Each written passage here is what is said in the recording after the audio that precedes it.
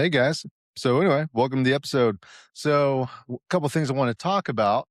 A little recap on what's going on with Glamis Coffee over the last week or two. So we just got back from a trip. A lot of fun actually. First time I've been out there in a while and break nothing. So it was a really good experience going back home with everything intact the way it's supposed to. So with that, I wanted to get into a little discussion on these Can-Am X3s. For anyone who's had one, done a lot of research on them, this is no new news for you. But for anyone who's looking to get a Can-Am, particularly like the X3, I got a 2020 and got it used. It's a great deal. Like honestly, it's been well taken care of. Very clean. It came with an extra set of paddle tires. So everything looked good. It came with a respirator, PCI radio in it, and yeah, all the basics. Nothing too overdone on it, but it did come with a, Trinity exhaust, which sounds pretty good. But anyway, if you don't know, these cars really need a gusset kit. So a couple buddies of mine, they, first thing they did is, like, they looked at it and like, "Hey, man, what you need to do is you need to get a gusset kit." And I'm like, "Alright." So I wasn't quite sure because basically the front end of these cars, they float a little bit. So it's all like single shear, up front, which means not a lot of stability, for it and support.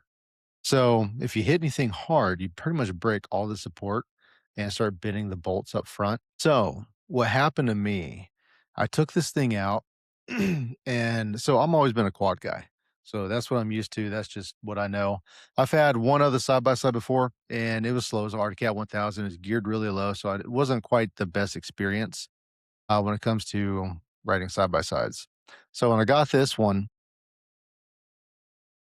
I took it out, was doing fine for the first couple trips, and then started riding a little faster. And with that speed, just bottoming out a lot. We call it like G'ing out, like G outs, because it just the force just going into like these bottom dips. So just burying the front end and just stuffing it. And that's not a good sign. And I didn't really quite know anything much different about this car. People were like, oh, maybe it's the way you're driving it, this and that. Anyway, end up bending a lower control arm, and if anyone knows anything about these cars, the lower control arms are the first thing to buckle, and they're built that way. It's just a weak point to keep you from destroying anything else on the car. Anyway, most people really want them. They do other things called a taco kit, which keeps those from bending as much. But if you stop letting it bend in that area, then you potentially damage it in other spots, like in drivetrain. So anyway, I took it out a few times. The second, I bent a control arm, took it in the garage. And if you've never taken one of these apart, they're a pain in the butt. A lot of clips. It just takes forever. So anyway, you get this thing torn apart. You can take a control arm off on one side, not a big deal. Slap it back on. Usually got just you can get a used one for like $140. So it's not the worst thing. It just ruins your trip, and you gotta then do it at the house.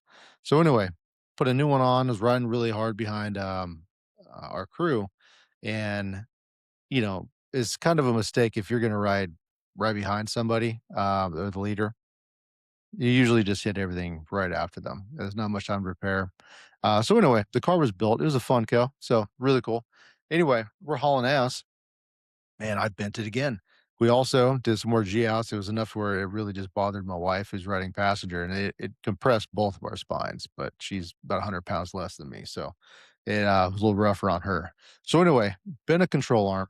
I guess with that trip, it was rough because we hit it and she was starting to feel sick. She was going to take some Dramamine for the ride. It didn't quite take effect. So she got sick. I broke the control arm, knocked the tire off the bead.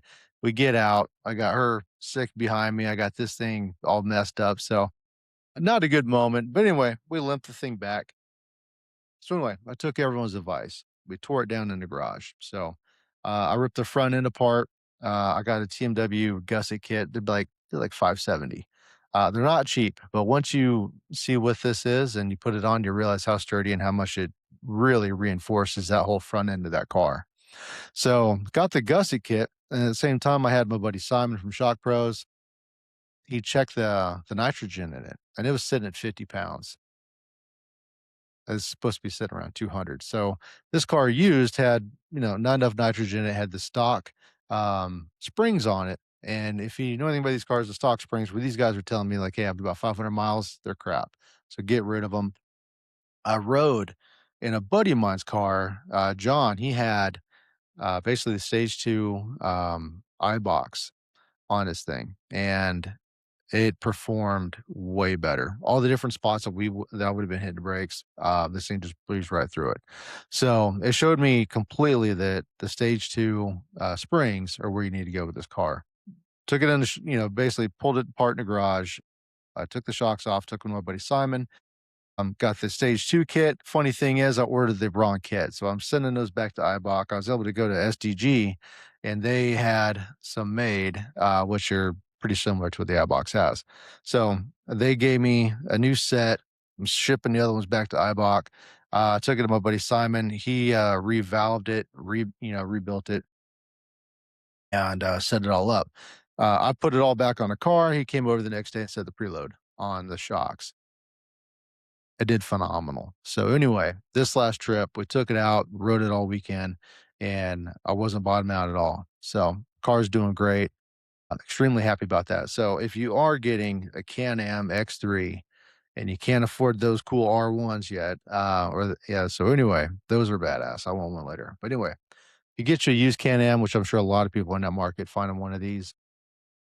Get the nitrogen checked on your machine. If you do have the stock springs, and you're riding the dunes, more than likely, you're gonna need to upgrade to probably like a stage 2 kit. Stage 3, I believe, is a lot more robust. We have a lot more weight, just really beating the hell out of it, but stage 2, from what I've been told, should do just fine. So, that's my little, fun fact for everybody, and, hopefully that helps, anyone who's trying to get into the side-by-side game, because obviously you got a lot of choices out there. I got buddies that have Honda Talons, and if you do get a Talon, you probably want a turbo on that. Um, I know a lot of people that have the, RZRs, and they love those too. I mean, they got some naturally aspirated cars that just really scoot. I wanted something that, looked cool, was fun, and for some reason, I just had to crush on the Can-Ams, and I've never had any issues with this thing. Get up like China Wall, Olds, all the main hills that you really wanna go doing it on, keeps up with everyone, and I've never questioned the power. So anyway, good rig for that. I guess what we got coming up next is they just had the Funko Regatta. Which that seemed like it was a blast. I wasn't at it. I don't have a Funko. But anyway, from the people there, saw the pictures from it. It looked like it was a blast. We got the Father-Daughter Glamis Trip coming up in March, and the old school roundup is happening the weekend after this. So anyway, the old school roundup. If you got an old school machine, bring it out there. Be a lot of fun, or at least want to check some stuff out. Supposedly, this is going to be a big event. They got a couple different YouTube channels coming out there that are pretty big. Glamis Coffee donated 3 bags to this.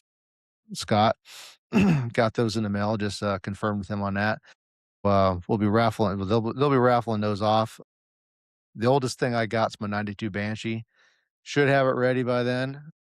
Yeah, I healed up. Hopefully the Banshee's healed up by then too, and we'll get out there and have some fun. I'm bringing a buddy of mine from out of town. He'll be there with me. So, yeah, looking forward to see what's happening. We also did a photo shoot this last weekend, so that's why I didn't put out an episode last week. Just been really busy, and a couple of people had to cancel. But anyway, we got some more on the line. And but the photo shoot, hopefully she sees something coming out from that here pretty soon. We start posting some things, but it was a lot of fun. All right, y'all have a good week, and I'll see y'all in the dunes.